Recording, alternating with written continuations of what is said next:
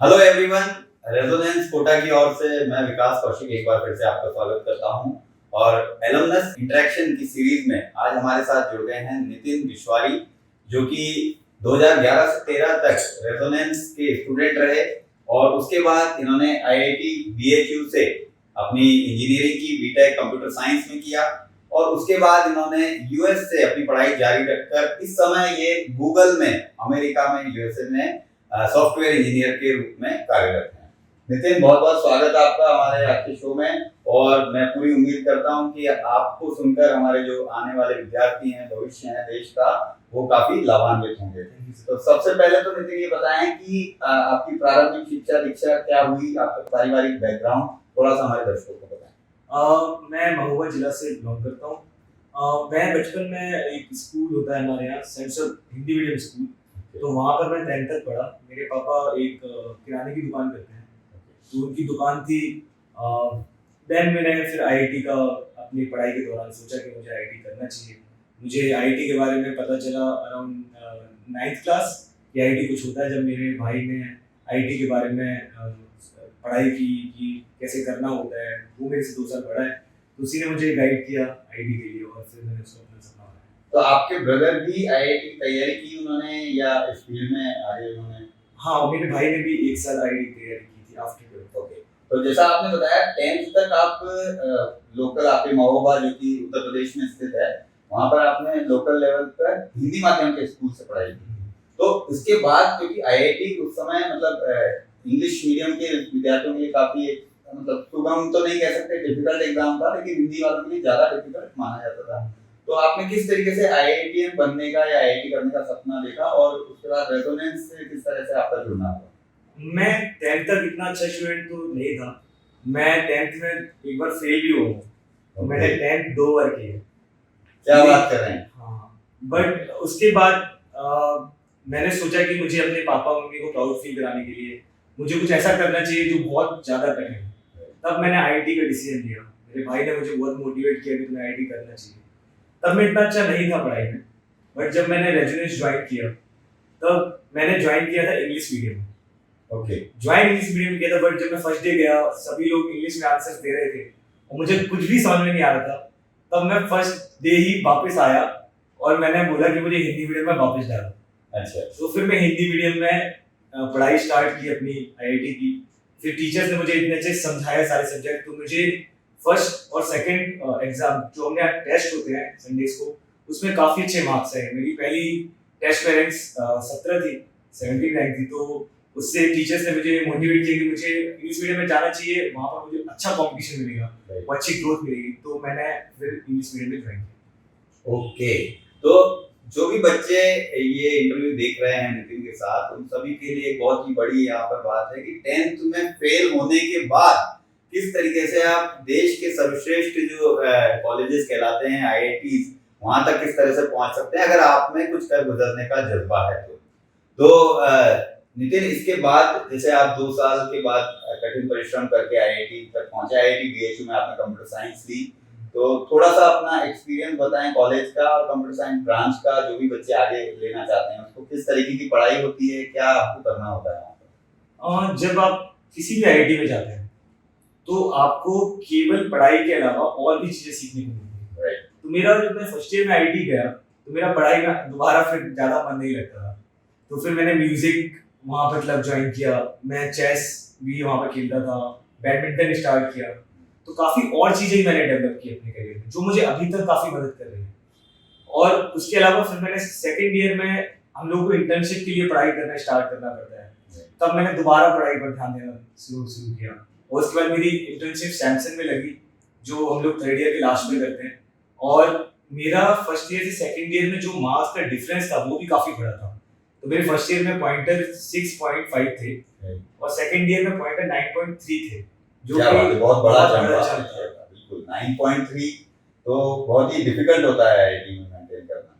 तो फिर वो जंप अगेन आईआईटी की जो जर्नी होती ना, उसने मुझे मदद की कि मैं कुछ डिसाइड कर लूंगा तो कर लूंगा। तो वही सेम एक्सपीरियंस जो हम लोग को आईआईटी में मिलता है प्रिपरेशन करने के टाइम पे, वो हमें लाइफ टाइम हेल्प करता है, जो मुझे फिर आईआईटी ज्वाइन करने के बाद दोबारा हेल्प किया। फिर उसके बाद हम लोग जॉब के लिए जाते हैं, बट मैंने डिसाइड किया कि मुझे स्टार्टअप्स में जाना है। तो मैंने एक स्टार्टअप भी अपने कॉलेज लाइफ में ट्राई किया, फेल हो गया, बट मुझे सीखने को बहुत कुछ मिला। फिर मैंने सैमसंग में इंटर्न किया था, उन्होंने मेरे को जॉब ऑफर कर दिया, तो फिर मैंने वहाँ जॉब ज्वाइन करके 2017 में सैमसंग ज्वाइन किया। राइट, तो स्टार्टअप जो आपने प्लान किया था वो किस फील्ड से था, मतलब किस फील्ड में था? मेरा स्टार्टअप आईटी में ही था। आईटी में, ओके। तो बच्चों, आपने ये भी सुना कि आईआईटी में न केवल आप इंजीनियर बनते हैं बल्कि आप वर्सेटाइल पर्सनैलिटी भी बनते हैं, जैसा कि नितिन ने म्यूजिक सीखा और फिर अपना खुद का स्टार्टअप किया, क्योंकि आईआईटी आपको केवल जॉब लेने का माध्यम नहीं है, आईआईटी बेसिकली जॉब देने का माध्यम है। आईआईटी से हम ये एक्सपेक्ट करते हैं कि वहां से निकलकर आप एंटरप्रेन्योर बने।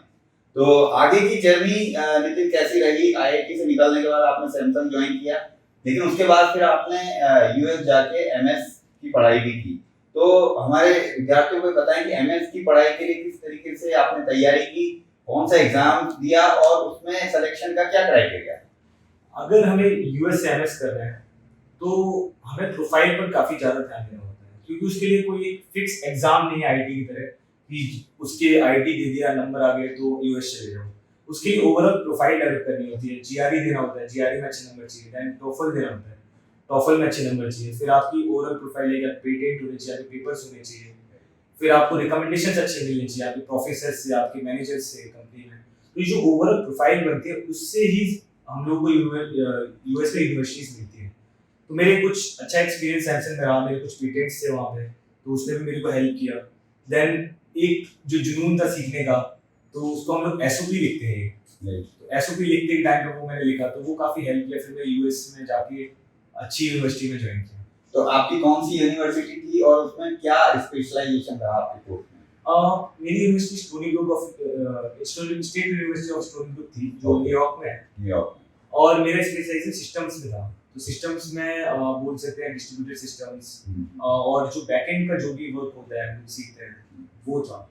ओके, आपने जैसे यूनिवर्सिटी से पास आउट होने के बाद आपने वहीं से गूगल ज्वाइन किया और गूगल में इस समय आप सॉफ्टवेयर इंजीनियर के रूप में कार्यरत हैं। किस तरीके से आपने ज्वाइन जर्नी अपनी स्टार्ट की गूगल के साथ, और क्या अभी प्रोफाइल है आपका? अगर जो भी बच्चे गूगल या इस टाइप की कंपनीज में बाद में जुड़ना चाहें तो किस टाइप का वर्क रहता है? गूगल में अगर आपको ज्वाइन करना है तो उसके लिए जो एक प्रिपरेशन होती है ज्वाइन करने के लिए, वो थोड़ी हार्ड है, और आप आईटी की तरह बोल सकते हैं, आईटी प्रिपरेशन की तरह, लेकिन लिमिटेड कोर्स भी है। तो जब आप गूगल ज्वाइन करते हैं तो आपको जैसे आईटी में फिजिक्स केमिस्ट्री मैथ पढ़ते हैं, वैसे हमें गूगल ज्वाइन करने से पहले डेटा स्ट्रक्चर और एल्गोरिथम, और कई बार अगर आप ऊंची प्रोफाइल के लिए ट्राई कर रहे हैं तो आपको सिस्टम डिजाइन करना पड़ता है। तो ये तीन चीजें काफी इंपॉर्टेंट होती हैं, जो फिर मैंने दोबारा अपना सेम एक्सपीरियंस आईटी का यूज किया, और उसके बाद मैंने लगातार 1.5 साल तक कोडिंग किया। तो उसमें अराउंड मैंने 1000 प्लस एक लीड कोड इसमें प्रोफाइल है, तो लीड कोड में कोड किया और 1000 के कुछ क्वेश्चंस किए, और साथ में इंटरव्यूज देने की प्रैक्टिस की। जैसे हम लोग यहाँ पर रेजिडेंस में जब हम आईटी देते हैं उसकी प्रैक्टिस करते हैं, हर संडे टेस्ट देते हैं, और आईटी की एग्जाम की तरह प्रैक्टिस करते हैं कि आईटी का एग्जाम आज है तो कितने नंबर आएंगे। तो वैसे हम लोग मॉक देते हैं उसके लिए, मॉक इंटरव्यूज। तो उसकी मैंने करीबन 200 प्लस मॉक इंटरव्यूज दिए।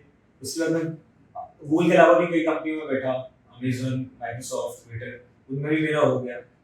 तो जो एक एक्सपीरियंस था आईटी का, वो थ्रू आउट हार्ड वर्क करने का, वो इधर भी हेल्प किया। फिर मैंने गूगल ज्वाइन किया।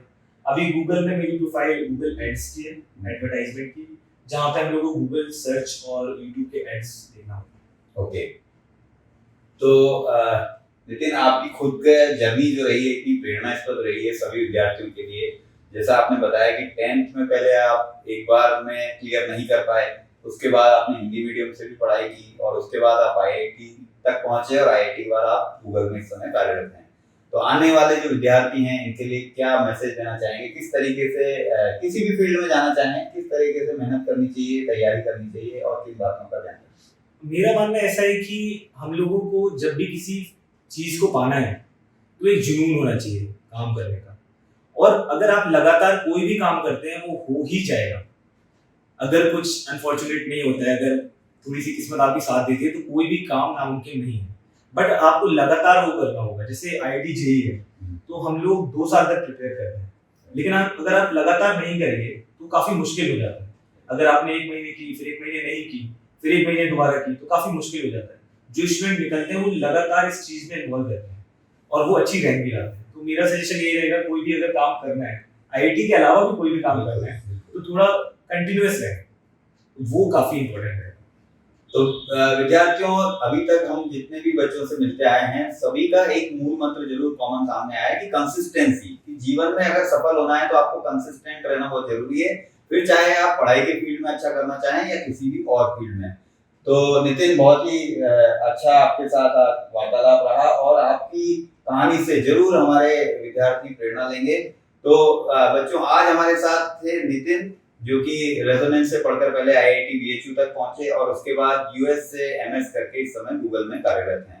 आगे भी हम इस तरीके की इंटरव्यू की सीरीज कंटिन्यू रखेंगे और एलुमनी इंटरेक्शन प्रोग्राम की बाकी सीरीज को देखते रहने के लिए आप हमारे यूट्यूब चैनल को सब्सक्राइब कर सकते हैं।